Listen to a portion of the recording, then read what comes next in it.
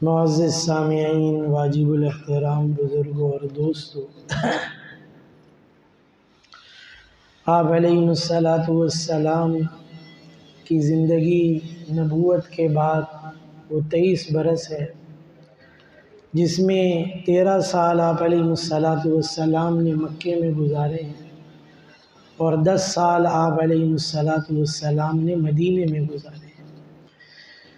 اس اعتبار سے آپ علیہ السلام کی زندگی اکثر انبیاء علیہ السلام کے مقابلے میں کم ہے، اور ایسے ہی باقی انبیاء علیہ السلام کے مقابلے میں آپ کے لیے محنت کا میدان اور کام وہ بہت ہی بڑا ہے، اس اعتبار سے کہ پچھلے انبیاء وہ خاص علاقے یا قوم اور خاص وقت تک کے لیے محدود تھے، لیکن آپ علیہ السلام اگرچہ عرب میں مبعوث ہوئے، پیدا ہوئے، لیکن آپ کی نبوت فرمایا کافۃ للناس، فرمایا ساری انسانیت کے لیے آپ کو نبی بنا کر بھیجا گیا، اور آپ کی نبوت و رسالت کا زمانہ وہ فرمایا قیامت تک کے لیے، اور آپ کسی علاقے کسی قوم کے لیے محدود نہیں بلکہ ساری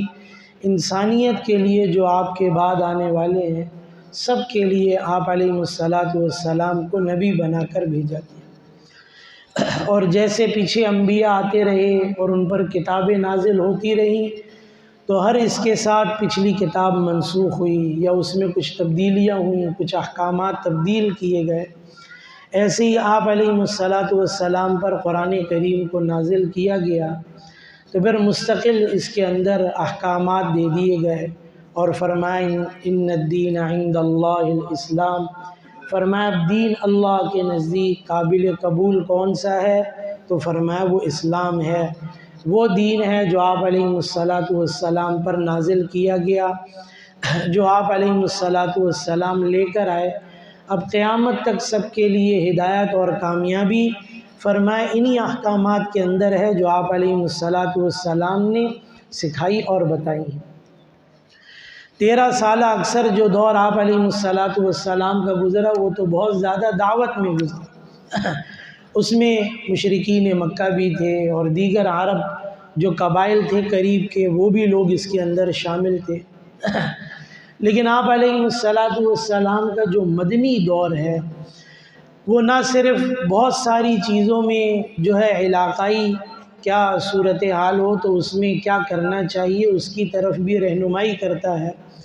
بلکہ عالمی سطح پر بھی ہمارا کردار کیسا ہونا چاہیے اور ہمیں کیا کرنا چاہیے ان چیزوں کی طرف رہنمائی کرتا ہے۔ اللہ رب العزت نے خود ہی قرآن کریم میں اعلان کر دیا الیوم اکملت لکم دینکم واتممت علیکم نعمتی ورضیت لکم الاسلام دینا، کہ آج ہم نے دین کو کامل و مکمل کر دیا ہے، اپنی نعمت آپ پر کامل و مکمل کر دی ہے کہ اب اس کے احکامات پورے ہو گئے۔ اس کا مطلب ہرگز یہ نہیں تھا کہ آپ کو مکمل طور پر عبادات صرف سکھا دی گئی، بلکہ قیامت تک کے لیے عبادات کے اندر بھی رہنمائی وہ فرمایا اسی قرآن و حدیث سے ہوگی، اور فرمایا جو ہمارا معاشرتی نظام ہے فرمایا قیامت تک کے لیے رہنمائی فرمایا اسی قرآن و حدیث سے ہوگی، جو ہمارا معاشی نظام ہے فرمایا اس کے اندر بھی ہماری رہنمائی قیامت تک اسی قرآن و حدیث سے ہوگی، جو ہمارا سیاسی نظام ہے اس کی طرف بھی قیامت تک رہنمائی فرمایا اسی قرآن و حدیث سے ہوگی، کہ ایسا نہیں کہ یہ محدود ہے بلکہ ہر زمانے میں ہمارے لیے ہدایت اور رہنمائی فرمایا اسی قرآن کے اندر اور آپ علیہ السلام کی زندگی کے اندر رکھی ہوئی۔ آپ علیہ السلام نے اسی لیے بنیادی اصول اس کے اندر بیان کر دیے ہر چیز کے، چاہے وہ معاشرت ہو، وہ معیشت ہو، اخلاقیات ہو، عبادات ہو، سیاست ہو، فرمایا ہر چیز کے اندر بنیادی اصول بیان کر دیے گئے اور ان بنیادی اصول کی طرف رہنمائی کر دی گئی۔ انہی بنیادی اصول پر آئندہ ہر زمانے کے اندر جو جدید چیزیں آتی رہیں گی انہی بنیادی اصولوں سے رہنمائی لے کر آئندہ کی چیزوں کو تشکیل دیا جائے گا اور مرتب کیا جائے گا۔ اور یہ چیز ایسا نہیں کہ اس زمانے میں نہیں ہوا، بلکہ صحابہ کرام کے زمانے میں، خلفائے راشدین کے زمانے میں یہ چیزیں ہوتی رہیں اور ایسے مسائل پیش آتے رہے، اور صحابہ کرام جمع ہو کر اس پر مشاورت کرتے رہے اور قرآن و حدیث سے رہنمائی لے کر نئے مسائل کا بھی حل ان لوگوں نے بھی تلاش کیا۔ ایسا نہیں ہے کہ یہ کام صرف آج کے ہی زمانے میں ہو رہا ہے، بلکہ یہ اس زمانے سے لے کر آج تک چلا آ رہا ہے اور قیامت تک ایسے ہی چلتا رہے گا اس کے اندر۔ تو آپ علیہ السلام کی مدنی زندگی وہ بہت ساری چیزوں کی طرف رہنمائی کرتی ہے۔ آپ علیہ السلام مدینہ تشریف لائے، مکے کے اندر ایک یہ چیز تھی، صرف اس وقت میں سامنے کے مد مقابل مشرک تھے اور وہ عرب ہی تھے۔ بہرحال ان کے ساتھ یہ محاذرائی بھی وہاں کچھ نہ کچھ چلتی رہی، لڑائی نہیں تھی، لیکن وہ مسلمانوں پر تشدد کرتے رہے، ستاتے رہے ان کو، لیکن وہاں وہ دعوتی نظام چلتا رہا۔ جب آپ علیہ السلام مدینہ تشریف لائے تو مدینہ کے اندر اگرچہ اکثریت مسلمانوں کی تھی، لیکن قریب جو دیگر قبائل تھے ان میں مشرکین بھی تھے، اور ان میں ایک بڑی تعداد یہود کی بھی تھی۔ ان کے علاقے تھے پورے کے پورے خیبر کا علاقہ، انہوں نے وہاں قلعے بنائے ہوئے تھے، اور ایسے ہی کچھ نصارہ بھی تھے وہاں پر۔ تو اب اس کے اندر ایک اور مذہب آپ علیہ السلام کے سامنے آیا جو اہل کتاب ہی تھے، یعنی پہلے کسی نبی کو ماننے والے اور پہلے کسی نبی پر نازل کی ہوئی کتاب کو ماننے والے لوگ۔ اس سے پہلے مشرکین کا سامنا تھا، اس لیے مکی دور کے اندر جو قرآن کریم کی آیات نازل ہوئی تو اس میں شرک کا رد کیا گیا کہ معبود اور الہ ایک کے سوا اور کوئی ہو ہی نہیں سکتا۔ اگر معبود ایک کے سوا کوئی اور ہوگا اور اگر الہ ایک کے علاوہ کوئی اور ہوگا تو یہ نظام نہ پہلے چل سکتا تھا نہ اب چل سکتا ہے، اور نہ آگے کبھی یہ نظام چل سکتا ہے اس کے اندر اگر ایک کے علاوہ اور معبود ہو اور خدا ہو اور بنانے والے ہوں اور اس نظام کو بنانے اور چلانے والے اور ہوں، تو فرمایا پھر یہ نظام نہیں چل سکتا تھا۔ اور قرآن کریم نے بڑی آسان اور عام فہم مثالیں دے کر اس کو سمجھایا بھی اس کے اندر، اس میں کہ دیکھو اگر دو الہ ہوتے تو کیا ہوتا، زمین کے اوپر فساد ہو جاتا، ہر ایک اپنی مرضی کے مطابق اپنا نظام چلانا چاہتا۔ جیسے ہم دنیا کے اندر دیکھتے ہیں کہ اگر دو نظام چلانے والے ہو جائیں تو پھر یہ کسی بھی ملک کا کیا کسی گھر کا نظام بھی نہیں چل سکتا۔ اگر گھر کے اندر بھی یہ نظام چلانے والے ایک سے زیادہ ہو جائیں تو گھر کا نظام چلانا مشکل ہے، شہر کا کیا، علاقے کا کیا، ملک کا کیا نظام چلے گا۔ اور تم کہہ رہے ہو پورا نظام کائنات چلے اور دو الہ ہو جو اس کو بنانے والے اور چلانے والے ہو، یہ کیسے ہو سکتا ہے؟ بہرحال یہ میں اس کے اندر عرض کر رہا تھا، جب مدینہ تشریف لایا تو ایک اور چیز آپ کے سامنے آئی، اہل کتاب یہ سامنے، ان میں یہود بھی ہیں، نصارہ بھی، پچھلے نبی کو بھی ماننے والے ہیں کسی نبی کو، اور ایسے ہی پچھلی کتابوں میں سے بھی کسی کتاب پر ایمان رکھنے والے، اور کسی نہ کسی درجے میں وہ کتابیں بھی ان کے پاس موجود ہیں، اور بظاہر ان کتابوں پر وہ اس بات کا دعویٰ بھی کر رہے ہیں کہ ہم ان کتابوں پر عمل کرنے والے ہیں، اگرچہ حقیقت ایسی نہیں تھی۔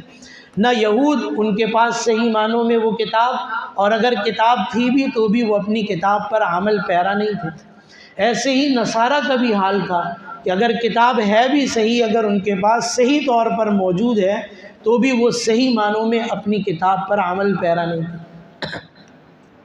آپ علیہ السلام مدینہ پہنچے اور یہ چیز سامنے آ گئی تو آپ علیہ السلام نے ان سے معاہدہ کیا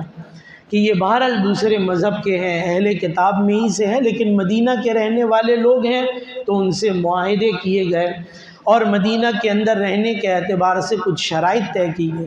اور یہ بھی تھا کہ ٹھیک ہے یہاں پر رہیں لیکن ہمارے دشمنوں کی مدد نہیں کریں گے ہمارے خلاف۔ لیکن ان اہل کتاب نے ایسا نہیں کیا۔ غزوہ خندق کو دیکھ لیں، غزوہ احد کے اندر آگے بھی جو لڑائیاں ہوئی کچھ، اس میں ان اہل کتاب کا بڑا اثر و رسوخ تھا۔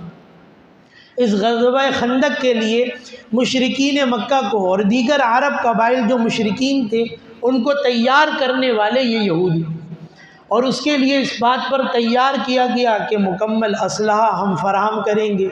اور ایسی افرادی قوت بھی ہم دیں گے، جو مالی وسائل خرچ ہوں گے وہ بھی ہم کریں گے۔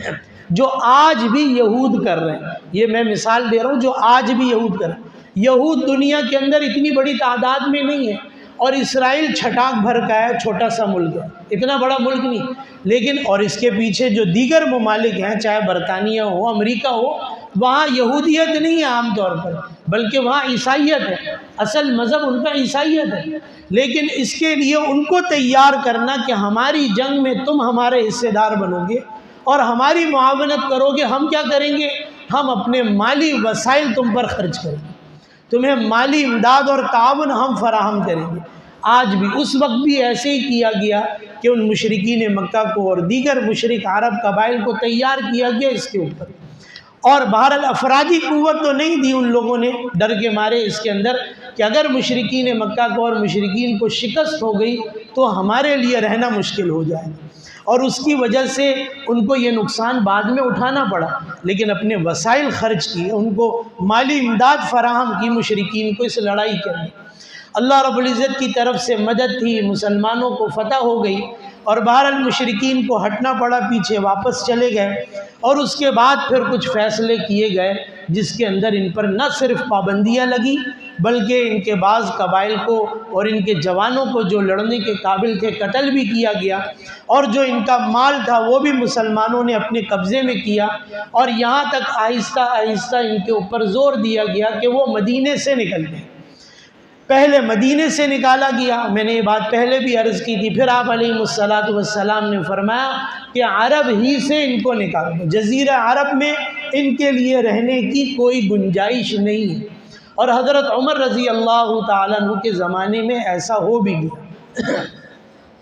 اس وقت کے اعتبار سے ایک یہ بھی چیز ضرور اس کے اندر سمجھ لیں کہ اس وقت جو اسرائیل کا قیام 1948 میں 47 میں پاکستان کا وجود ہوا اور 48 میں اسرائیل کا قیام ہوا، اس کے اندر اس میں اور ایک یہودی مملکت قائم کر دی گئی، جس کے اندر پیچھے سارے مغربی ممالک کی ایک یہ بھی سوچ رہی کہ ایک ایسی قوت عرب ممالک کے درمیان اور مسلمانوں کے درمیان قائم کی جائے جو بظاہر بہت چھوٹی سی ہے، لیکن اس کو ناقابل تسخیر بنا دیا جائے ہر اعتبار سے. صحیح ہے نا؟ اس کے اندر ان کے پاس جدید اسلحہ بھی ہو، ان کے پاس لڑنے کے لیے افواج بھی ہو، ان کے پاس مالی وسائل بھی ہو. اور اس چیز کے لیے یہودیوں نے خود ان کو اپنے لیے تیار کیا کہ یہ چیز بڑے سوچنے کی ہے کہ فوراً ہی جیسے ہی ایک اسلامی مملکت کا قیام ہوا، یہ بات بہرحال ہم بارہا کہتے رہتے ہیں اور سنتے بھی رہتے ہیں، اس پہ شکایت اعتراض سوالات ہمیں بھی ہیں اور آپ کو بھی ہیں کہ یہ ملک پاکستان کس کے لیے بنا، کس نیت کس جذبے سے بنا، کس مقصد سے بنا اور کتنا اپنے مقصد پر ہے. یہ سب چیزوں پر سوالات ہمیں بھی ہیں، آپ کو بھی ہے، اس پر اعتراضات اشکالات اپنی جگہ ہیں. لیکن بہرحال جس وقت اس ملک کا قیام ہوا وہ اسلامی ریاست کے طور پہ ہی ہوا، اور اس کے ساتھ ہی ایک ایسی ریاست بھی قائم کی گئی جو یہودیوں کے لیے بنائی گئی. اور اس کو نہ صرف یہ کہ بنایا گیا اور کہیں نہیں بنایا گیا، یہ اور کہیں پر بھی پوری دنیا میں بنائی جا سکتی. یہودیوں کو صرف آبادی چاہیے تھی نا، اپنے لیے مملکت چاہیے تھی، اپنے لیے ایک ملک چاہیے تھا، تو کہیں پر بھی بنا لیتے پوری دنیا کے اندر. لیکن مرکز عرب کے اندر درمیان میں ہی رکھا گیا، اور ایسے ہی اسلامی مملکتوں کے درمیان میں اس کو رکھا گیا، اور اتنا چھوٹا ہونے کے باوجود اس کو ناقابل تسخیر بنا دیا. یہ چیز بڑے سوچنے کی ہے اس کے اندر. بہرحال ابھی اس کے اندر اقوام متحدہ کا اجلاس ہو گیا، اقوام متحدہ کا اجلاس ہو گیا اور بے نتیجہ ختم ہو گیا. یہ صرف مسلم امہ کو یا مسلم ممالک کو بظاہر دکھانے کے لیے ایک قرارداد پیش کی گئی کہ یہ جنگ بندی ہونی چاہیے یا نہیں ہونی چاہیے، اسرائیل کو روکا جائے یا نہیں روکا جائے، اس کے اوپر کسی طرح کی پابندی لگائی جائے یا نہیں لگائی جائے. یہ میں آپ کو بتاؤں، یہ صرف ایک لالی پاپ ہمیں دیا، ایک ٹافی منہ میں ڈال دی مسلم ممالک کو کہ دیکھو اقوام متحدہ کے اندر تو یہ چیز پیش کی گئی، اور کیا کریں، ہمارا نظامی جمہوریت کا ہے، اکثر ممالک نے اس کے خلاف ووٹ ڈال دیا، اس لیے ہم کچھ کر نہیں سکتے۔ اور بھائی جب 9/11 ہوا اس کے بعد پوری دنیا ٹوٹ پڑی افغانستان کے اوپر، پوری دنیا ٹوٹ پڑی ایک وقت میں عراق کے اوپر، پوری دنیا ٹوٹ پڑی ایک وقت میں شام کے اوپر، اس وقت میں یہ چیزیں کیوں نہیں ہوئی؟ اس وقت میں یہ چیزیں کتنے 9/11 کے بعد جو ورلڈ ٹریڈ سینٹر گرا ہے اس میں کتنے لوگوں کی اموات ہوئی،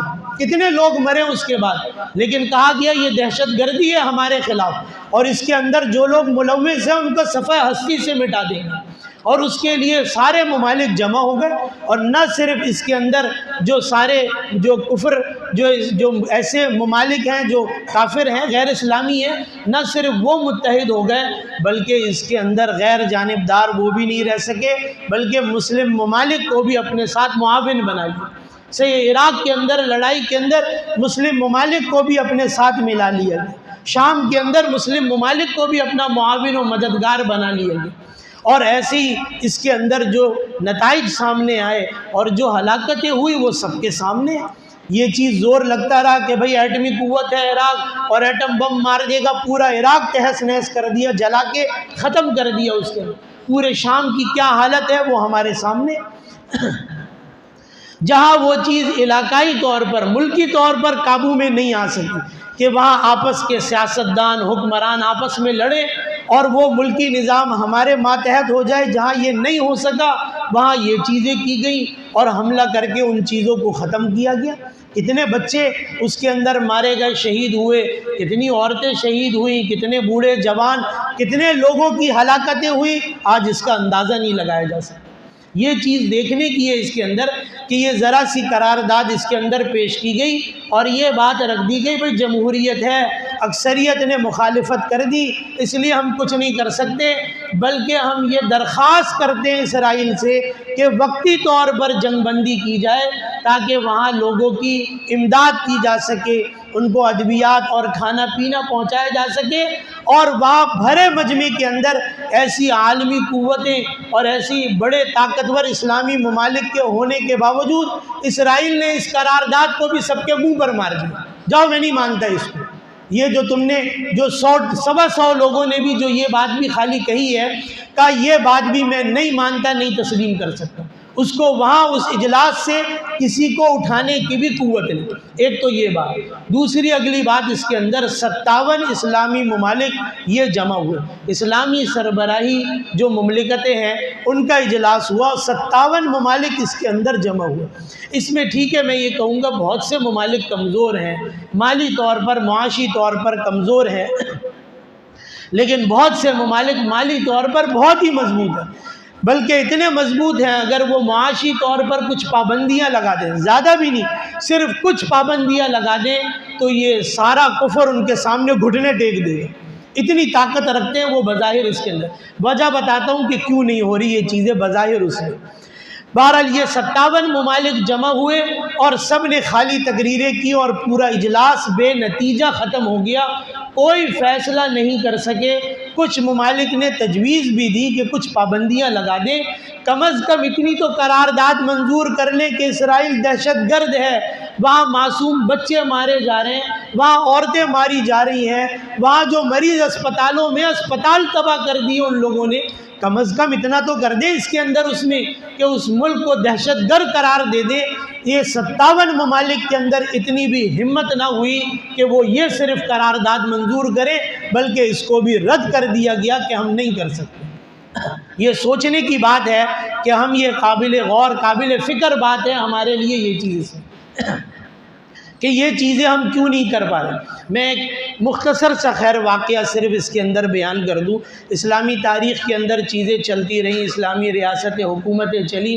حضرت عمر بن عبدالعزیز رحمۃ اللہ علیہ کا زمانہ، یہ نظام بنایا مکمل طور پر مضبوط منظم حضرت عمر رضی اللہ تعالیٰ، اور پھر آگے چلتے چلتے حضرت عمر بن عبدالعزیز رحمۃ اللہ علیہ کا زمانہ ہے۔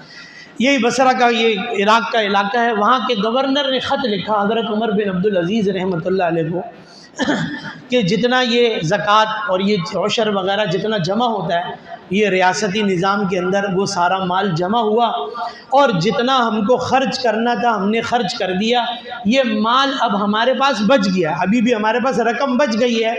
اب ہم کیا کریں؟ اس کو ہم آپ کے پاس بھیج دیتے ہیں، اب آپ دیکھ لیں کیا کرنا ہے۔ حضرت اب یہ تفصیلی واقعہ میں بس مختصراً عرض کر رہا ہوں، حضرت عمر بن عبدالعزیز رحمۃ اللہ علیہ نے کوئی نئی تجویز بھیج دی، اس کے اندر مثال کے طور پہ کہا کہ جو ایسے نوجوان بچے اور بچیاں ہیں جن کو جو شادیوں کے قابل ہیں لیکن وہ شادیاں نہیں کر پا رہے، ان کے گھر والے شادیاں نہیں کر پا رہے، تو اس رقم سے ان کی شادیاں کروائیں۔ انہوں نے کہا بھائی یہ کام بھی میں نے کر دیا۔ پھر انہوں نے کہا فلاں کام میں یہ پیسے لگا دو کسی اور ضرورت میں مسلمانوں کے۔ گورنر نے پھر خط لکھا، بھائی یہ بھی کام میں نے کر دیا۔ اب یہ چیز ہوتے ہوتے خط و کتابت ہوتے ہوتے آخر میں حضرت اب اکثر کام جو انہوں نے بتایا گورنر نے کہا یہ سب کام کر چکے ہیں، اب بھی پیسے بچ گئے ہمارے پاس، کیا کریں؟ تو حضرت عمر بن عبدالعزیز رحمۃ اللہ علیہ نے فرمایا کہ ایسا کرو کہ مسلمانوں کو قرضہ دو سہولت کے ساتھ، اور وہ زمینیں جو غیر آباد ہیں ان کو کہو کہ بھئی آباد کرے، آپ کے پاس پیسے نہیں، پیسے ہم دیتے ہیں۔ اب وہاں اتنا بہت ہی زبردست اس وقت میں ایسے نظام نہیں تھے، تو اونٹ پالیں، صحیح نہ بھیڑ بکریاں پالیں، جو وہاں جانور پائے جاتے ہیں وہ پالیں، اور جہاں پانی موجود ہے وہاں پر باغات یعنی کھجوروں کے درخت لگائیں اور ان چیزوں کو نظام کو چلائیں۔ یہ قرضہ سہولت کے ساتھ دیا جا رہا ہے۔ اب وہ اس زمینوں کو آباد کریں، اس سے کمائیں، جب کما لیں گے، جب وہ اس قابل ہو جائیں تو یہ ہماری دی ہوئی رقم ہمیں واپس کر دیں۔ میں ایک یہ معاشی نظام بتا رہا ہوں، یہ جہاں یہ بہت ساری اس کے پیچھے عوامل ہیں، وجوہات ہیں، اس کے لیے ایک بڑی وجہ یہ بھی ہے 1944 میں دوسری جنگ عظیم کے بعد ورلڈ بینک اور IMF اس کا وجود ہوا۔ کیوں ہوا آپ لوگ بھی زیادہ جانتے ہوں گے، پوری دنیا کا معاشی نظام اس جنگ کے بعد تباہ ہو گیا۔ 44 ممالک کے نمائندے جمع ہوئے اور کہا گیا کہ پوری دنیا عالمی مالیاتی نظام نیا اب اس کی ضرورت ہے، اور اس کے تحت ایک نیا جو ہے عالمی مالیاتی نظام اس کے لیے بنیاد ڈالی گئی اس کے اندر۔ اور ظاہری سی بات ہے اس کے بعد یہ چیز چلی 1971 میں امریکی صدر نے، پہلے یہ تھا کہ یہ باقی کرنسیاں ڈالر کے ماتحت اور ڈالر وہ سونے کے ماتحت۔ 1971 میں جو اس وقت امریکی صدر تھا اس نے ایک نیا قانون پاس کر دیا اس کے اندر، اس میں کہ اب ڈالر اور سونا اس کا آپس میں کوئی تعلق نہیں رہے گا۔ اب اس چیز نے پورے نظام کو بدل دیا۔ اب بہرحال اس کے اندر جو ممالک شامل ہیں، جو اس کے رکن ہیں، وہ سبھی اس کے اندر پیسے جمع کرتے ہیں، اور باقی بھی چیزوں سے وہ جو اپنے کاروبار میں ان چیزوں میں بھی پیسوں کو لگاتے ہیں، اس سے ان اداروں کی انکم ہے۔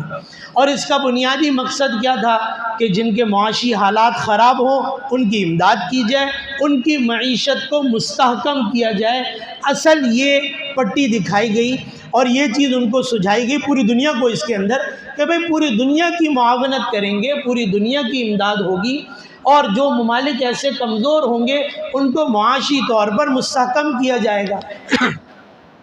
ورلڈ بینک جو قرضے دیتا ہے وہ لمبے وقت کے لیے دیتا ہے، 5 سال 10 سال 15 سال، اور اس کے لیے ترقیاتی کام ہے۔ اور جو IMF قرض دیتا ہے وہ محدود وقت کے لیے دیتا ہے، 2 سال 3 سال۔ آپ بھی سنتے ہوں گے آپ کو اتنے ارب ڈالر ملے اور اس میں سے اتنے ارب ڈالر ہم نے اپنے قرض کی ادائیگی میں واپس کر دیے۔ ابھی پیسے ہاتھ میں آئے اور اس میں سے آدھے پیسے ہم نے کیا کیا پاکستان میں، وہ جو قرض لیا ہوا تھا ہم نے اس میں سے آدھے کیا کر دیے، قرض کی ادائیگی کر دی۔ اب باقی سے کچھ کام کریں گے اگر ہوگا۔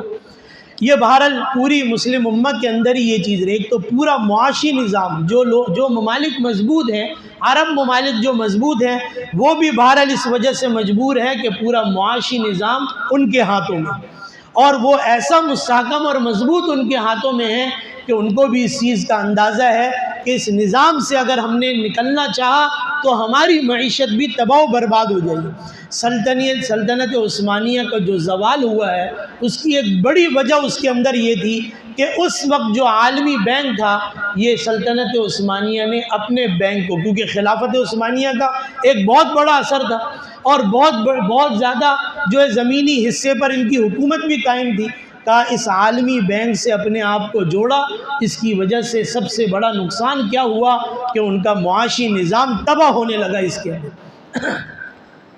تو بہرحال یہ چیز رہی، معاشی نظام ان کے اندر ماتحت ہے اور اس پر ان کی گرفت بہت زیادہ ہے۔ اس لیے اسلامی ممالک بھی یہ سمجھتے ہیں جو مضبوط ہیں، مالی طور پر مضبوط ہیں، مستحکم ہیں، ان کو بھی اندازہ ہے کہ اس نظام سے اگر نکلنا چاہیں گے اور نکلیں گے تو ہماری معیشت بھی اس کے بعد تباہ ہو جائے گی، اور ایسے لوگ افراد تیار کر رکھیں کہ اس کے لیے انہیں جنگیں لڑنے آنے کی ضرورت نہیں ہوگی، بلکہ ان اسلامی ریاستوں میں، حکومتوں میں کیا ہوگا، وہاں ان ملکوں میں بغاوتیں شروع ہو جائیں،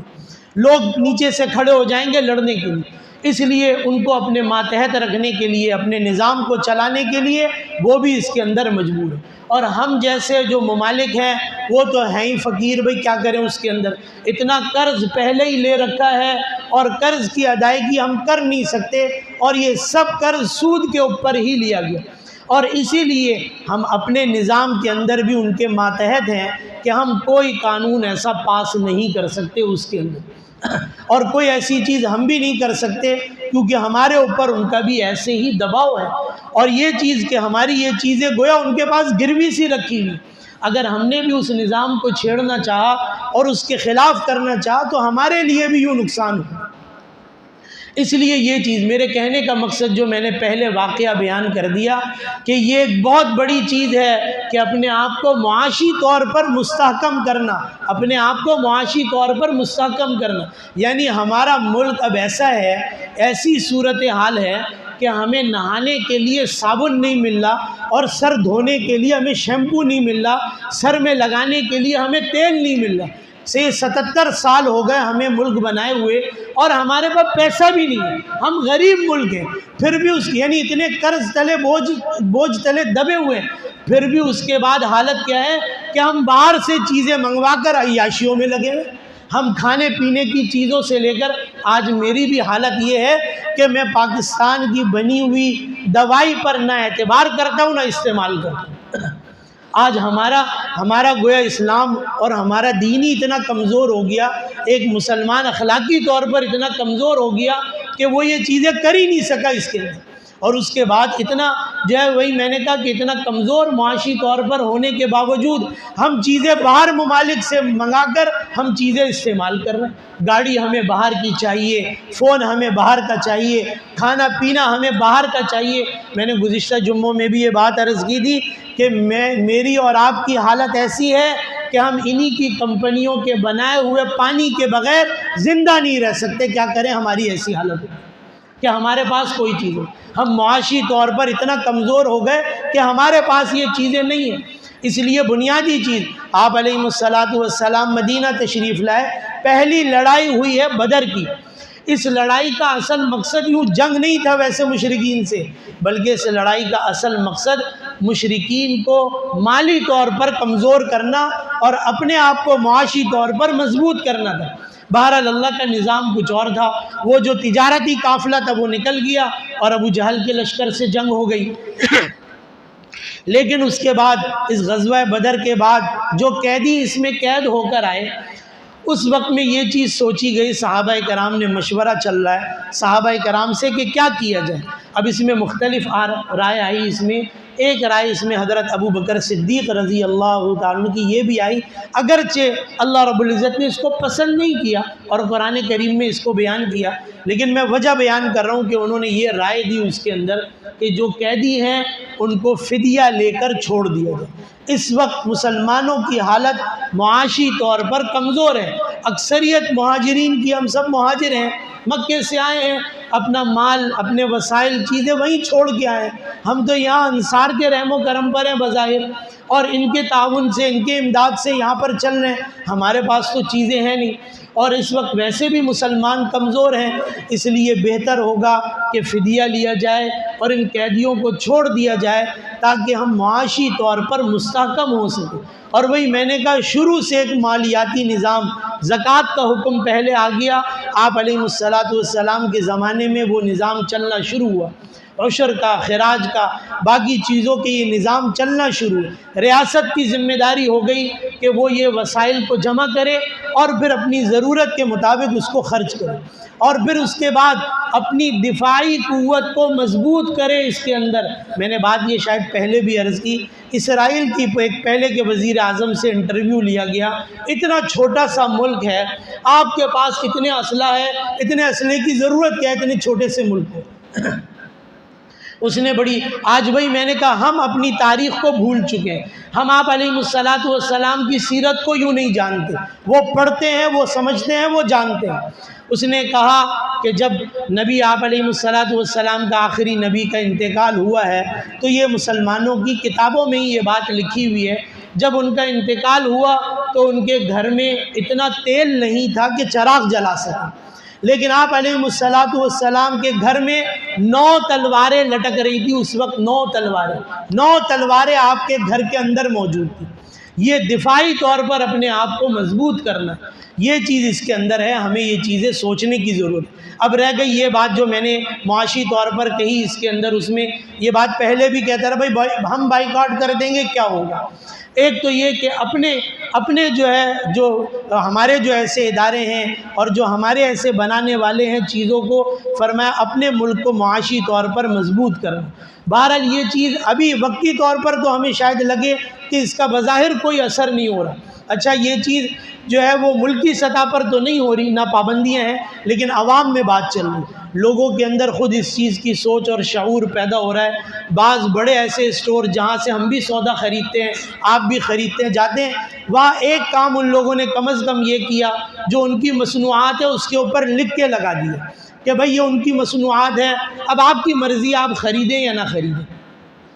اور بعض ایسی بھی جگہوں پر یہ بھی اہتمام کیا گیا کہ جو چیزیں وہ خود سے بنا سکتے ہیں اور دے سکتے ہیں کھانے پینے کی، وہ خود سے لوگوں کو فراہم کر رہے ہیں، اپنے طور پر اپنی کمپنی کے نام سے، اپنے نام سے وہ چیزیں فراہم کرنے کی کوشش کریں۔ بہرحال یہ چیز اب بظاہر ایسا لگ رہا ہے کہ یہ چیزیں ملکی سطح پر یا دیگر اسلامی ممالک کی سطح پر شاید یہ چیزیں اس طور پر نہ ہو سکے کیونکہ ہم مجبور اور کمزور ہیں بظاہر، لیکن یہ چیز عوامی سطح پر ضرور ہونی چاہیے۔ ہم اس کے لیے نہ صرف آواز اٹھائیں، اس کے لیے نہ صرف بات کریں، اور جہاں تک ہماری پہنچ ہم اس کو کریں، اپنی ذات سے کم از کم اس کو کریں کہ دیکھیں یہ چیز اب تو سر عام کھلے عام یہ چیزیں ہو رہی ہیں۔ پچھلے دنوں ایک ساتھی نے ایک تصویر مجھے بھیجی کہ ایک اسرائیلی نے ایک ٹی شرٹ پہنی ہوئی ہے جس پر ایک حاملہ عورت کی تصویر بنی ہوئی ہے، اور نیچے لکھا ہوا ہے کہ ایک کو مارو گے تو 2 مریں گے اس کے اندر، ایک عورت کو مارو گے تو آگے پیدا ہونے والا جو وہ مسلمان بچہ ہے وہ بھی اس کی کوکھ میں ہی مارا جائے گا،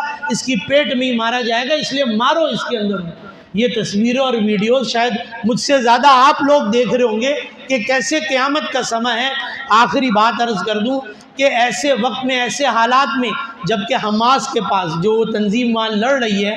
ایسے حالات میں جبکہ ان کے پاس وسائل نہیں تھے، ان کو لڑنے کی ضرورت ہی کیا تھی؟ اس وقت میں ان حالات میں جنگی جو ہے صورتحال میں کیوں کود گئے اور جنگ کو کیوں اپنا لیا؟ یہ یاد رکھیں، اس وقت بھی بہت سے اسلامی ممالک، یہ بہت پہلے سے بات چل رہی تھی، پچھلے کئی وقتوں سے آپ بھی سن رہے ہوں گے کہ ہمارے ملک کے بھی نمائندے اسرائیل جا رہے ہیں، ان سے رابطے ہو رہے ہیں، ان سے بات چیت چل رہی ہے کہ اسرائیل کو تسلیم کر لیا جائے۔ یہ بات یاد رکھیں کہ یہ ہمارے آئین کا حصہ ہے، آئین کا، کہ ہم اسرائیل کو کبھی تسلیم نہیں کریں گے، یہ ہمارے آئین کا حصہ ہے، یہ صرف ایسے ہی نہیں جھگڑا ہو رہا ہے اس کے اوپر۔ تو یہ چیز، یہ اب اس کے اندر ایک بڑا زور دیا جا رہا تھا عرب ممالک کو کہ وہ اسرائیل کو تسلیم کر لیں۔ اگر سعودیہ اسرائیل کو تسلیم کر لیتا ہے تو دیگر ممالک کی زبانیں بند ہو جائیں گی اس کے بعد کہ بھائی جب سعودیہ نے کر لیا تو تمہیں کیا پریشانی ہے؟ اس جنگ، اس حملے کے بعد، اس لڑائی کے بعد کم از کم وہ مسلم ممالک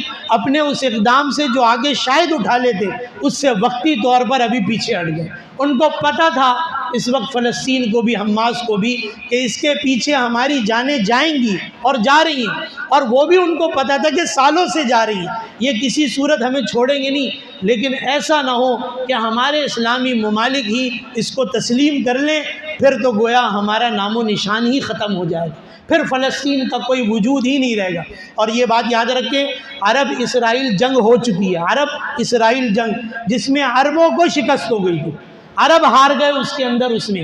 یہ یاد رکھیں، یہ جنگ فرمایا صرف فلسطین اور اسرائیل کی نہیں، یہ باطل کی اور اسلام کی گویا جنگ ہے۔ صحیح ہے نا؟ یہ مقابلے پر اسلام ہی کو لانا پڑے گا، اور اسلام ہی ہے اس کے مقابلے میں۔ یہ چیز اپنے ذہن سے نکال لیں کہ یہ چیزیں یوں ختم ہو جائیں گی، ایسے نہیں ہوگا۔ اس کے مقابلے میں جب تک اسلام نہیں آئے گا، جب تک فرمایا اللہ کی مدد بھی یوں نہیں آئے گی۔ اب آپ سوچ رہے ہیں میں ایسے بیانات کر دیتا ہوں، اس کے بعد بس اوقات ساتھی ہیں بیٹھتے ہیں، ہاں بھائی کب جا رہے ہیں مولوی صاحب اسرائیل، بھائی اس کے بعد کب جا رہے ہیں فلسطین جنگ لڑنے کے لیے؟ تو بھائی اس کے لیے کچھ عالمی قوانین ہیں، آپ پابندیاں تو ہٹا کے دیکھیں، آپ چیزیں ختم کر کے تو دیکھیں، اس کے بعد دیکھیں کیا نتیجہ نکلتا ہے اس کے بعد۔ لیکن یہ عالمی قوانین کے ہم بھی پابند ہیں، ہم ان چیزوں کو یوں نہیں کر سکتے۔ اس لیے میں نے کہا جو کر سکتے ہیں کم از کم وہ تو کریں۔ میرے پاس یہ ممبر ہے، میرے پاس یہ منصب ہے، میرے پاس یہ جگہ ہے آپ کو جگانے کے لیے، اٹھانے کے لیے اور حقیقت کو بتانے کے لیے۔ یہ سب چیزیں میڈیا پر، سوشل میڈیا پر، اور یہ ساری چیزیں ریکارڈ پر موجود ہیں، آپ چاہیں ان چیزوں کو نکال کے دیکھ لیں۔ میری بات کوئی غلط ہو تو میرے منہ پر آ کے بول دینا، جو چیزیں میں نے ابھی تک بتائی ہیں اس کے اندر۔ یہ ساری چیزوں کو کرنے کے باوجود کہا معاشی حالات درست ہوں گے، IMF کے بعد، ورلڈ بینک کے بعد درست ہوئے، 77 سال گزر گئے، نہیں ہو سکے۔ جس ملک کے اندر یہ تنظیمیں گئیں اور یہ ادارے گئے، اس کا معاشی نظام تباہ کر دیا ان لوگوں نے، اور ان کو مقروض و مجبور کر دیا۔ اس کے بعد بھی تو یہ چیزیں ہمیں سوچنے کی ہے۔ اب جو کر سکتے ہیں اپنے حصے کا کام تو ضرور کریں اس کے اندر، کہ اگر میری ضرورتیں یہاں کی مصنوعات سے پوری ہو سکتی ہیں، اگر میں کسی اور کو باخبر کر سکتا ہوں، کسی اور کو اٹھا سکتا ہوں، جگا سکتا ہوں، تو اس کو بھی روکوں، اس کو بھی